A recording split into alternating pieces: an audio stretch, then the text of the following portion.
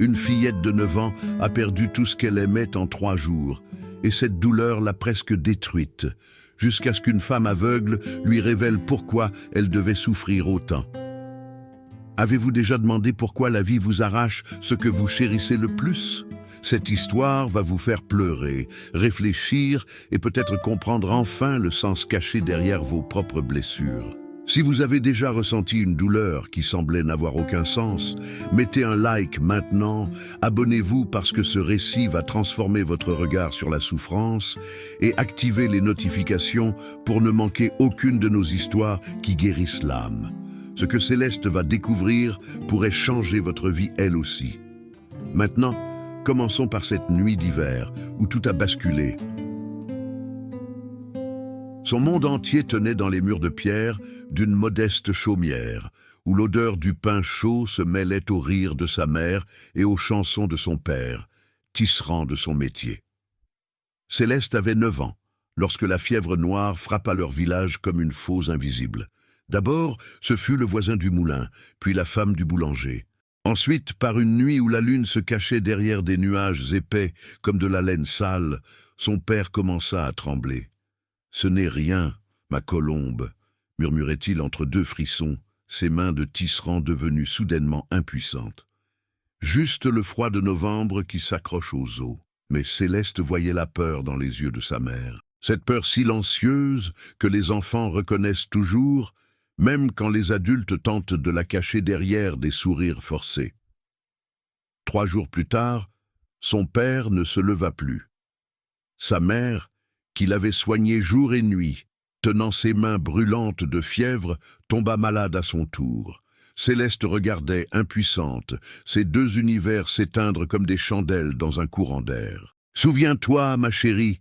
chuchota sa mère dans un dernier souffle, sa voix à peine audible comme le bruissement des feuilles mortes, que même dans la nuit la plus sombre, une étoile peut naître. Tu es notre étoile, Céleste. Brille, brille, pour ceux qui sont perdus dans le noir. Ces mots furent les derniers que Céleste entendit de sa mère. Le lendemain, à l'aube, 2 corps furent enveloppés dans du lin blanc et portés vers le cimetière communal. La fillette marchait derrière le chariot, seule, ses pieds nus, laissant des traces dans la terre gelée. Le curé du village, le père Mathieu, un homme au visage tanné par les années et aux yeux d'une tristesse profonde, s'approcha d'elle après l'enterrement. « Tu viendras à l'orphelinat de l'abbaye, mon enfant, » dit-il doucement, posant une main sur son épaule. « Sœur Marguerite s'occupera de toi. » Céleste leva les yeux vers lui. Ses larmes s'étaient taries. À leur place, il ne restait qu'un vide immense, un gouffre noir qui semblait vouloir l'engloutir tout entière. « Pourquoi ?» demanda-t-elle simplement. Le mot résonna comme un caillou jeté dans un puits sans fond. Le père Mathieu ne répondit pas. Comment peut-on expliquer à une enfant que parfois la vie arrache ce que nous chérissons le plus, sans raison, sans merci, sans justice? L'orphelinat de l'abbaye Sainte-Marie se dressait sur une colline, austère et gris, ses murs épais gardant à l'intérieur une trentaine d'enfants qui avaient tous perdu quelque chose, ou quelqu'un. Céleste y arriva un après-midi de décembre, portant dans ses bras le seul objet qu'elle avait gardé de sa vie d'avant. Le métier à tisser miniature que son père lui avait fabriqué. Sœur Marguerite, une femme sévère au regard acéré, l'accueillit sans chaleur. « Ici, tu travailleras pour ton pain, » déclara-t-elle. « Nous ne gardons pas les paresseuses. Tu aideras à la cuisine, au jardin, et tu apprendras à filer la laine. »« C'est compris ?» Céleste hocha la tête. Elle ne pleurait plus. Quelque chose en elle s'était durci, comme une braise qui se transforme en charbon. Les premiers mois à l'orphelinat furent une descente dans un enfer silencieux.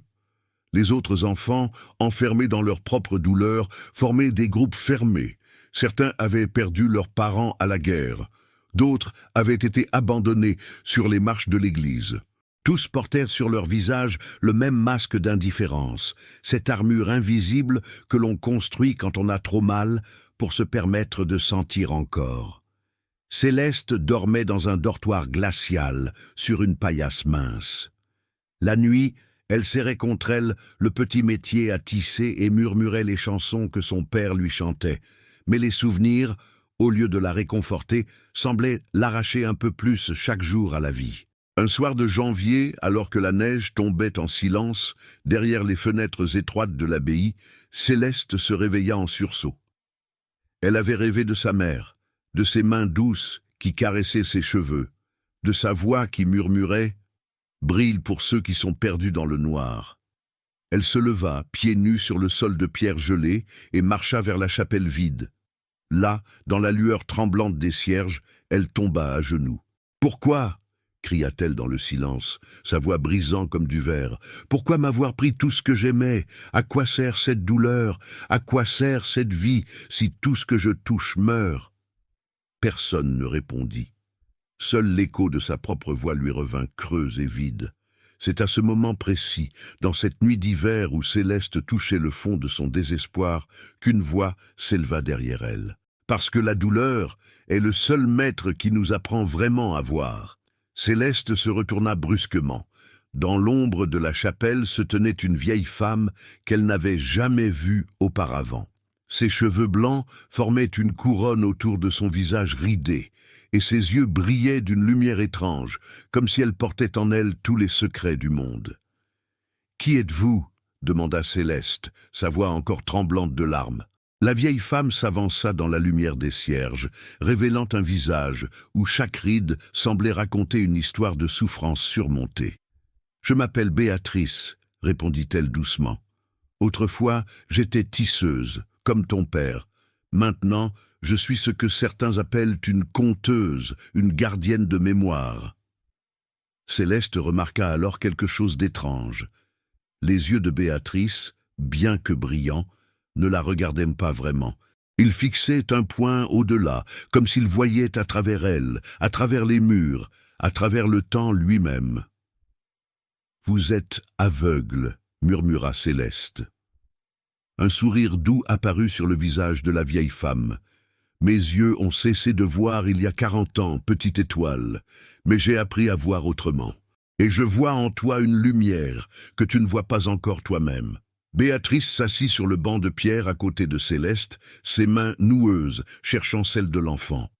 Quand leurs doigts se touchèrent, Céleste sentit une chaleur inattendue, comme si le soleil lui-même coulait dans les veines de cette étrangère. « Tu veux savoir pourquoi tu souffres ?» demanda Béatrice. « Laisse-moi te raconter mon histoire. » Et dans la chapelle silencieuse, tandis que la neige continuait de tomber dehors, Béatrice commença à tisser avec ses mots une histoire qui allait tout changer. « J'avais ton âge quand j'ai perdu ma famille entière. Pas à la maladie, mais au feu. Notre maison a brûlé une nuit d'été, et j'étais la seule à avoir survécu. Mais le feu m'a pris mes yeux. Pendant des années, j'ai vécu dans une nuit sans fin, remplie de colère et de questions sans réponse. » Céleste écoutait, hypnotisée. C'était la première fois depuis la mort de ses parents que quelqu'un lui parlait vraiment, que quelqu'un comprenait. « J'étais comme toi, poursuivit Béatrice. Je criais dans le vide, demandant pourquoi. Pourquoi moi? Pourquoi cette injustice? Un jour, une vieille tisseuse m'a trouvé près d'un pont, prête à me jeter dans la rivière. Elle m'a attrapé et m'a dit quelque chose que je n'ai compris que des années plus tard. »« Quoi ?» chuchota Céleste, suspendue à chaque mot. Elle m'a dit « La douleur est le fil noir dans la tapisserie de la vie. Sans lui, il n'y aurait pas de contraste, pas de profondeur, pas de beauté. C'est le fil noir qui fait ressortir tous les autres. » Béatrice se leva lentement, guidant Céleste vers l'autel où pendait une vieille tapisserie représentant une scène des Écritures. Ses doigts aveugles tracèrent les contours du tissu avec une précision étonnante. « Touche !» ordonna-t-elle gentiment. « Sens les fils. » Céleste obéit. Sous ses doigts, elle sentit la texture complexe de la tapisserie, les fils de différentes couleurs entrelacés dans un motif complexe, et là, tissés à travers toute l'œuvre, des fils noirs qui créaient les ombres, les profondeurs, les définitions.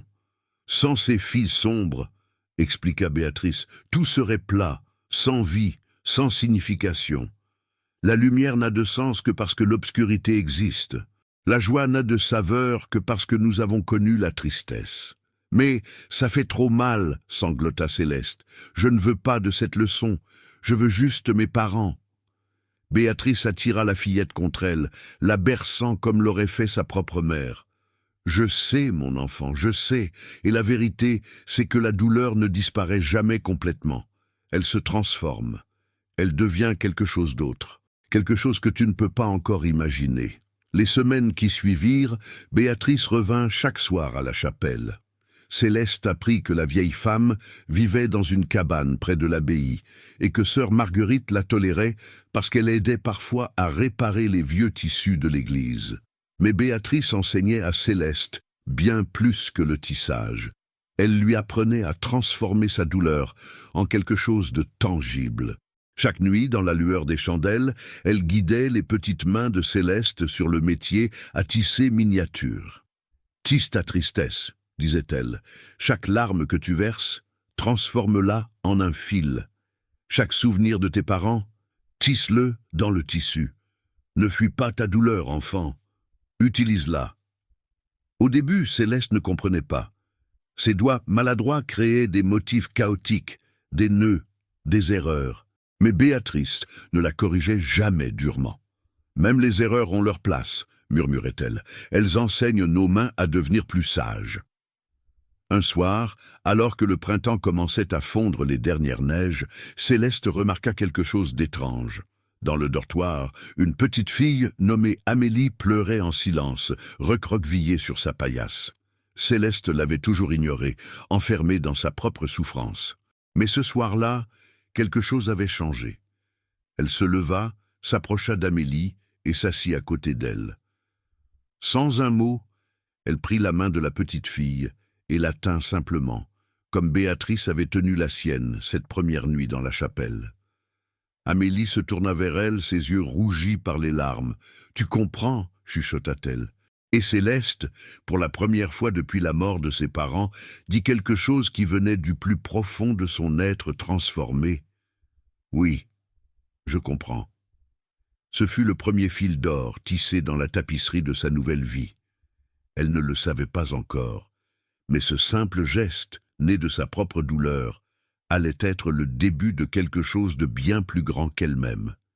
Béatrice, qui observait depuis l'ombre du corridor, sourit dans la nuit. La graine avait été plantée. Maintenant, il fallait la laisser germer dans le sol fertile de la compassion née de la souffrance. Les mois passèrent comme les saisons qui se succèdent, et Céleste, maintenant âgée de 12 ans, était devenue une présence lumineuse à l'orphelinat. Ses mains, guidées par les enseignements de Béatrice, créaient des tissus d'une beauté étonnante. Mais plus encore, elle avait découvert quelque chose de plus précieux que l'art du tissage.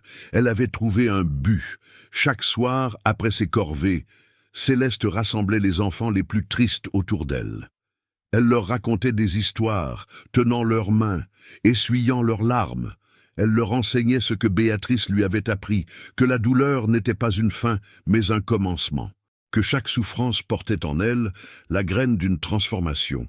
Amélie était devenue sa plus proche amie. Ensemble, elles cousaient de petites poupées en tissu pour les nouveaux arrivants, ces enfants terrifiés qui franchissaient les portes de l'abbaye avec dans les yeux le même vide que Céleste avait connu autrefois.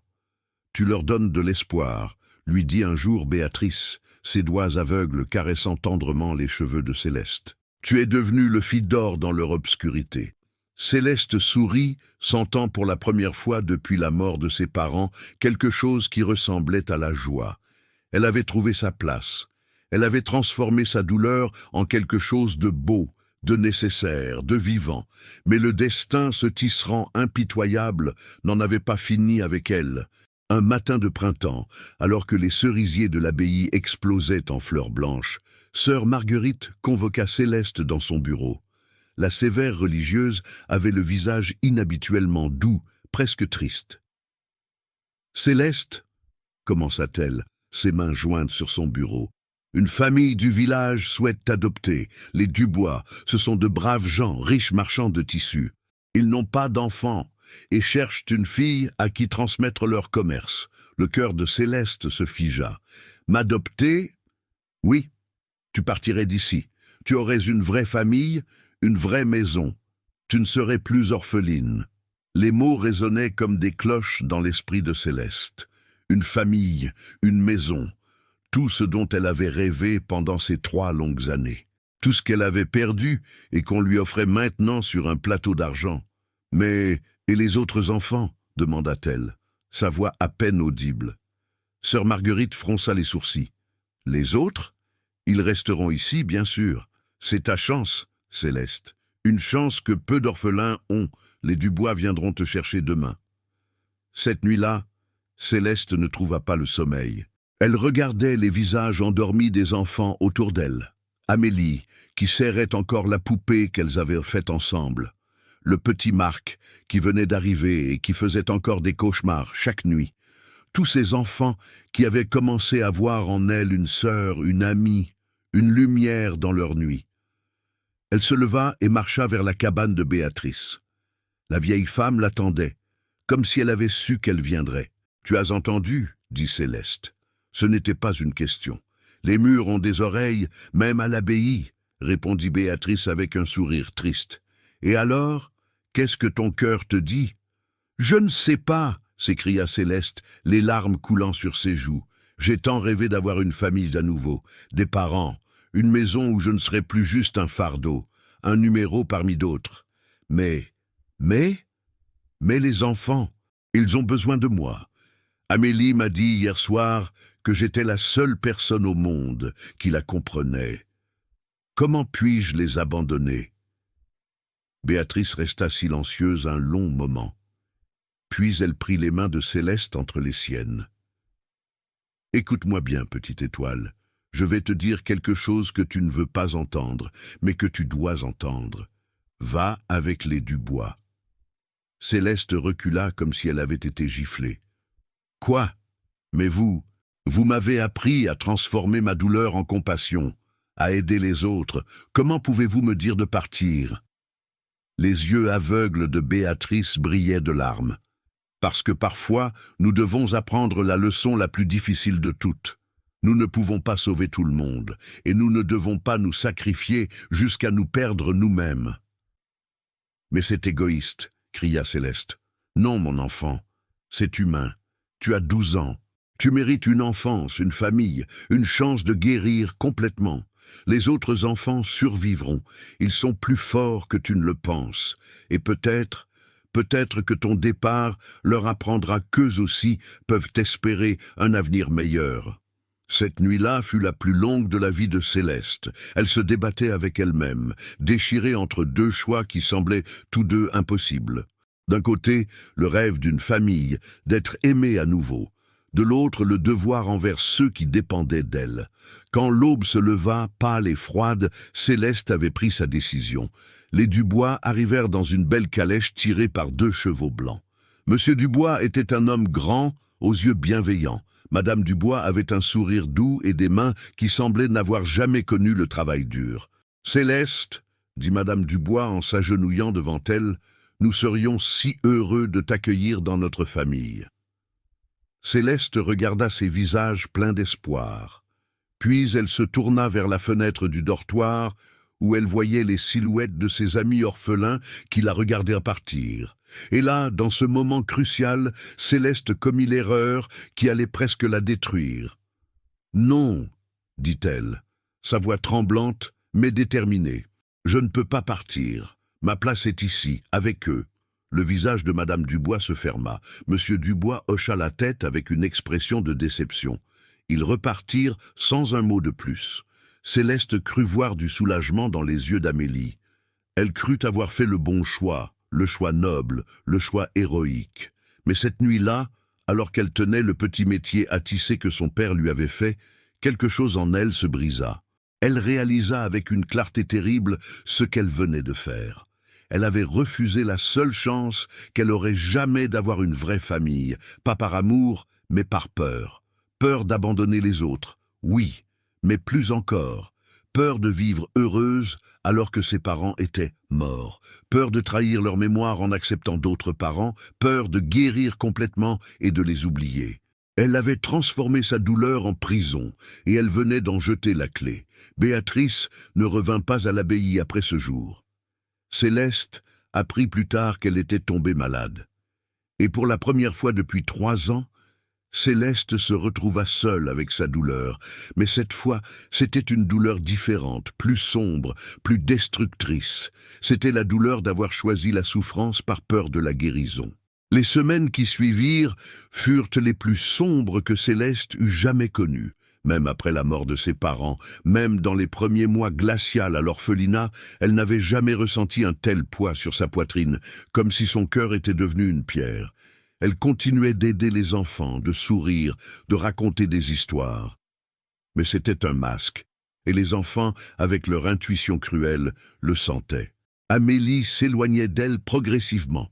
Le petit Marc ne venait plus chercher du réconfort dans ses bras. « Tu n'es plus toi-même » lui dit Amélie un soir, ses yeux pleins de tristesse. « Tu es devenue comme sœur Marguerite.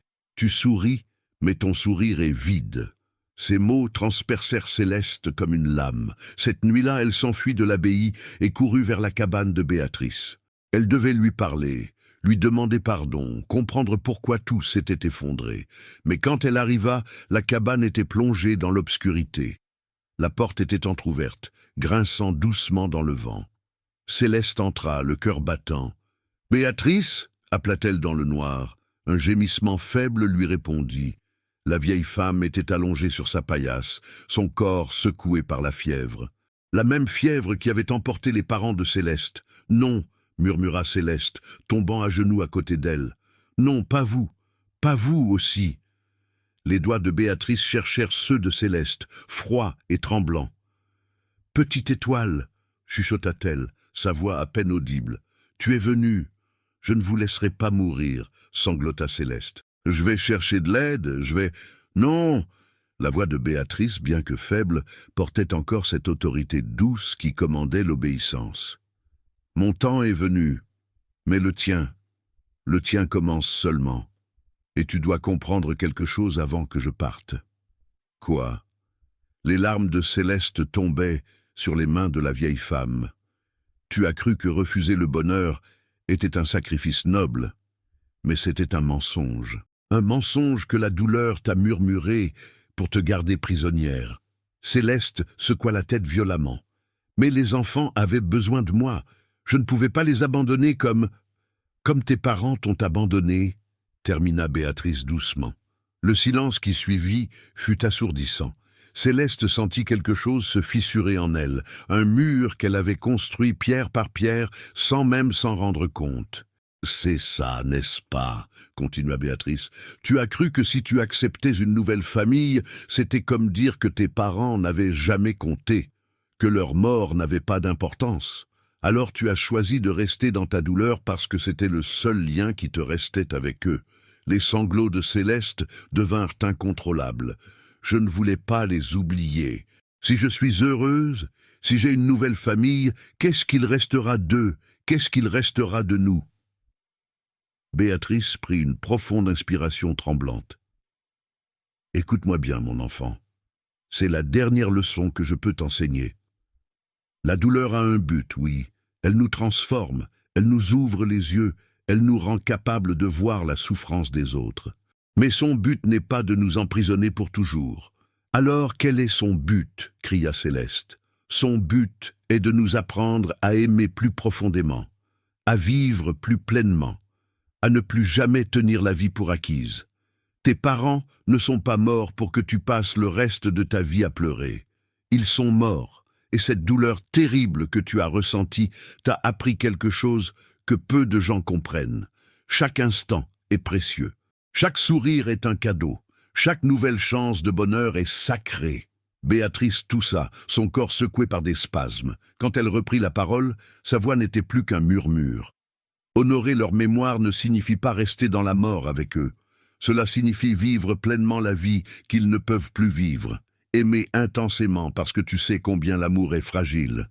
Être heureuse parce que tu sais combien le bonheur est rare. « Mais j'ai refusé la famille, » sanglota Céleste. « J'ai tout gâché. » Un faible sourire apparut sur le visage de Béatrice. « Non, mon enfant, tu as appris. Et maintenant, tu peux choisir différemment. Pas pour les Dubois, peut-être, mais pour ta propre vie, pour ton propre avenir. Quel avenir? Demanda Céleste, désespérée. Les doigts de Béatrice serrèrent une dernière fois ceux de Céleste. Le même que j'ai eu, celui que tu as déjà commencé sans t'en rendre compte. Tu ne peux pas sauver tous les orphelins du monde, Céleste, mais tu peux leur apprendre ce que tu as appris. Tu peux leur montrer qu'il est possible de transformer la douleur en quelque chose de beau, sans y rester piégé. Tu peux devenir ce que j'ai été pour toi. Un pont entre le désespoir et l'espoir. La respiration de Béatrice devenait de plus en plus laborieuse. Céleste la tenait contre elle, sentant la vie s'échapper lentement de ce corps fragile. « La douleur n'est pas ton ennemi, » murmura Béatrice, ses dernières forces s'épuisant. « Elle est ton maître, mais quand tu as appris la leçon, tu dois la laisser partir. Sinon, tu ne fais qu'échanger une prison pour une autre. »« Je ne sais pas si je peux, » pleura Céleste. « Tu le peux, parce que tu as déjà survécu à la pire douleur possible. Maintenant, tu dois apprendre à survivre au bonheur. C'est souvent plus difficile. » Les yeux aveugles de Béatrice se fermèrent. Son dernier souffle fut doux, presque paisible. Et Céleste, tenant dans ses bras le corps de la femme qui lui avait appris à vivre à nouveau, comprit enfin. La douleur n'était pas une destination. C'était un passage. Un tunnel sombre qu'il fallait traverser, pas un endroit où s'installer pour toujours. Ses parents étaient morts, et cette mort lui avait brisé le cœur, mais elle avait survécu. Elle avait transformé cette souffrance en compassion. Et maintenant, elle devait faire le plus difficile. Elle devait accepter que guérir ne signifiait pas oublier, et que vivre pleinement n'était pas une trahison envers les morts, mais un hommage à la vie elle-même. Céleste porta le corps de Béatrice jusqu'à l'abbaye.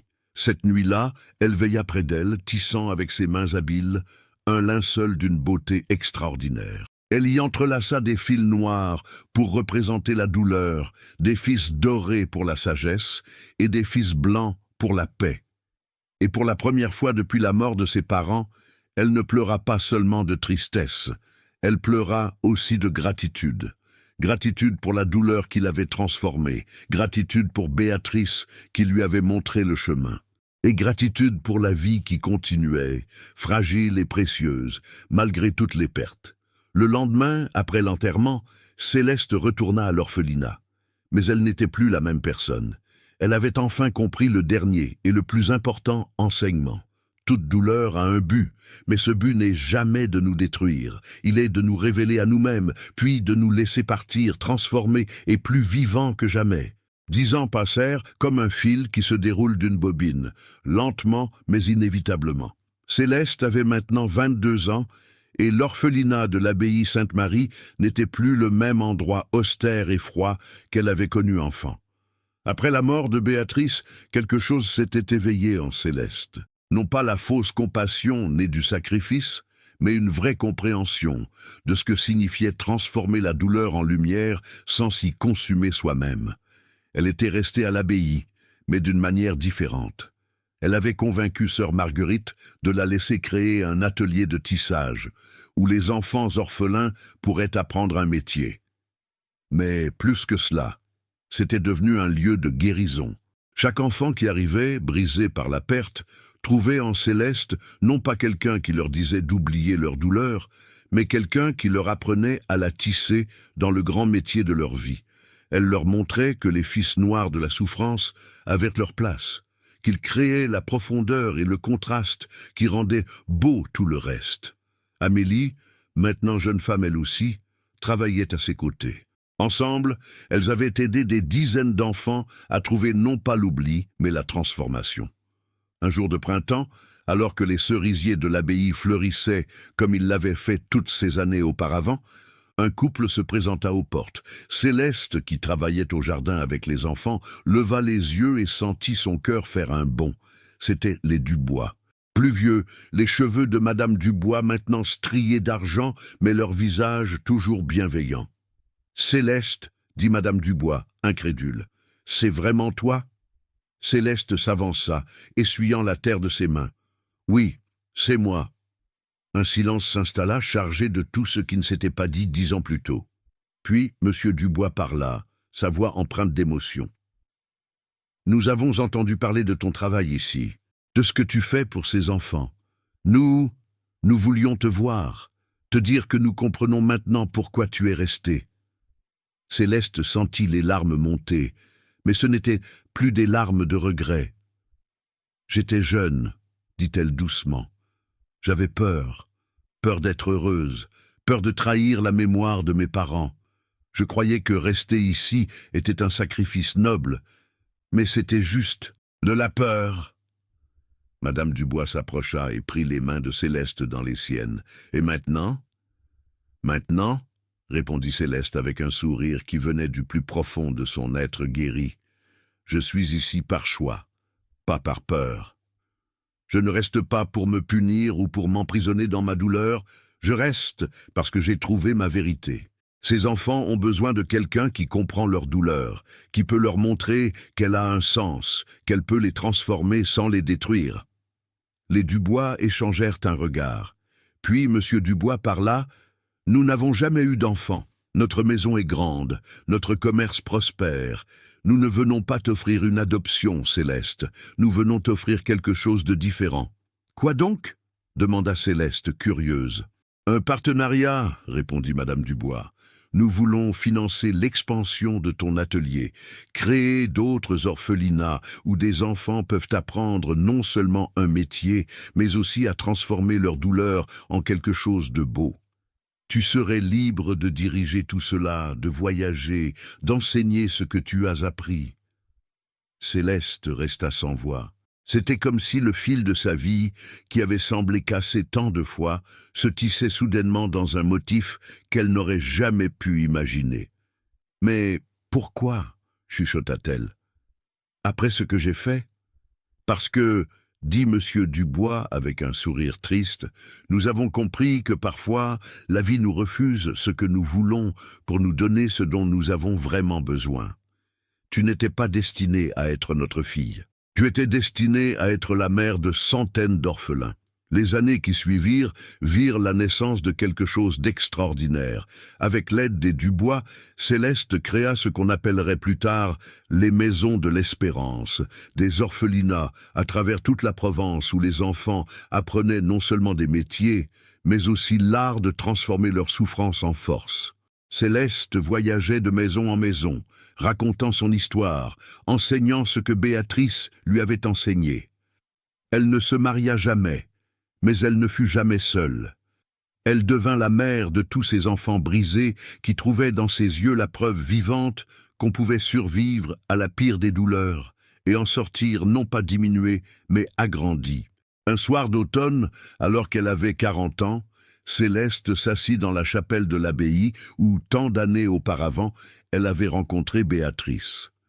Elle tenait dans ses mains le vieux métier à tisser que son père lui avait fait, miraculeusement préservé à travers toutes ces années. Elle pensa à ses parents, morts depuis si longtemps qu'elle ne se souvenait plus parfaitement de leur visage. Mais elle se souvenait de leur amour, de leur rire, de la chaleur de leur maison, et elle comprenait maintenant que c'était cet amour, transformé par la douleur en compassion, qui l'avait conduite ici, à ce moment, à cette vie qui avait du sens. « Merci », murmura-t-elle dans le silence. « Merci pour la douleur, merci pour la leçon, merci pour le but. » Car elle avait compris la vérité la plus profonde qui soit. Toute douleur a un but, non pas de nous briser, mais de nous ouvrir. Non pas de nous emprisonner, mais de nous libérer. Non pas de nous voler notre joie, mais de nous apprendre à la chérir plus profondément. La douleur avait pris ses parents, oui. Mais cette même douleur lui avait donné des centaines d'enfants. Elle lui avait appris à voir la souffrance des autres. Elle lui avait enseigné que la vraie force ne vient pas de l'absence de blessures, mais de notre capacité à transformer ces blessures en sagesse, en compassion, en lumière. Dehors, elle pouvait entendre les rires des enfants de l'orphelinat qui jouaient dans la cour.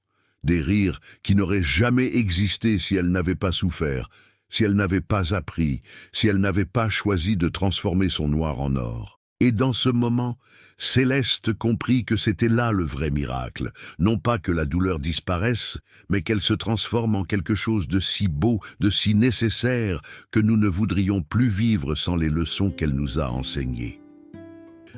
Dans le grand métier de la vie, nous sommes tous des tisserands.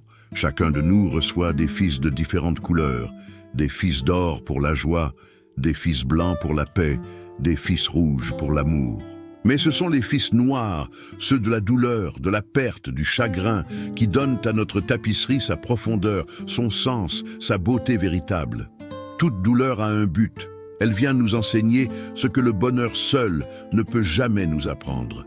La compassion pour ceux qui souffrent, la gratitude pour ceux qui restent, la capacité à voir la lumière précisément parce que nous avons connu l'obscurité. Mais la leçon n'est complète que lorsque nous comprenons ceci. Le but de la douleur n'est pas de nous garder prisonniers dans la souffrance. Son but est de nous transformer, puis de nous libérer pour que nous puissions vivre plus pleinement, aimer plus profondément et aider les autres à trouver leur propre chemin à travers leur nuit. Ne fuyez pas votre douleur, ne niez pas votre souffrance, mais ne la laissez pas non plus vous définir pour toujours.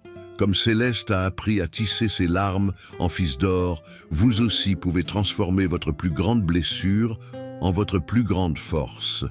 Car en vérité, toute douleur porte en elle la graine d'un but plus grand. Et quand nous acceptons cette vérité, quand nous cessons de demander « pourquoi moi ?» et commençons à demander « pourquoi ?» nous découvrons que même nos moments les plus sombres peuvent devenir la source de notre plus grande lumière. Toute douleur a un but.